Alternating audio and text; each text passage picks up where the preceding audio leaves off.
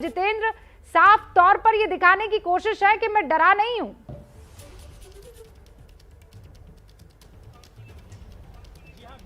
जी हाँ, बिल्कुल।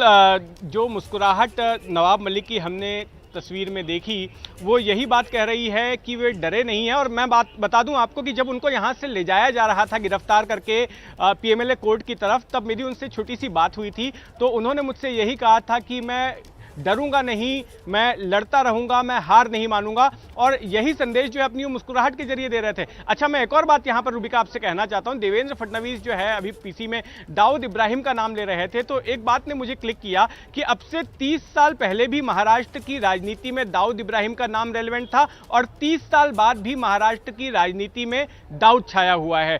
आपको याद होगा 1995 में जब पहली बार शिवसेना बीजेपी की सत्ता आई थी, तो उसके पहले बीजेपी और शिवसेना ने यह मुद्दा बनाया था कि कांग्रेस, तब एनसीपी नहीं बनी थी और शरद पवार जो है कांग्रेस में थे, तो कि कांग्रेस के लोग जो है दाऊद के साथ मिले हुए हैं और दाऊद की मदद कर रहे हैं कांग्रेसी नेता। यहां तक कि शिवसेना के तत्कालीन प्रमुख बाला साहब ठाकरे ने भरी सभा में यह कहा था कि अगर उनके पास दाऊद है, यानी कि कांग्रेस के पास दाऊद है, तो हमारे पास में अरुण गौली है। तो दाऊद का नाम तब भी चल रहा था और दाऊद के रिश्तों को उठाकर जो है, दाऊद के साथ राजनीतिक रिश्तों की बात उठाकर ही ये माना जाता है कि पहली बार ये दोनों पार्टियां शिवसेना बीजेपी सत्ता में आई थी। और आज आप 30 साल बाद देखिए, 30 साल बाद बड़ा भी सवाल ये है कि भले ही इसको राजनीतिक टूल की तौर पर या हथियार के तौर पर इस्तेमाल पार्टियों की तरफ से किया जाने की कोशिश हो रही हो, लेकिन आरोप बहुत संगीन है।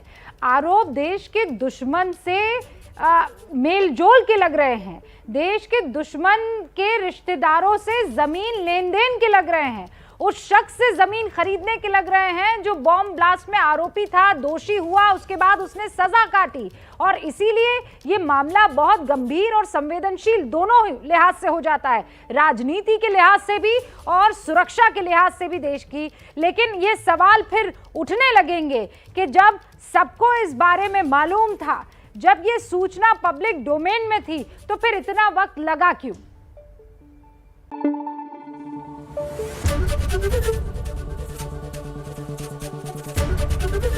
एबीपी न्यूज आपको रखे आगे।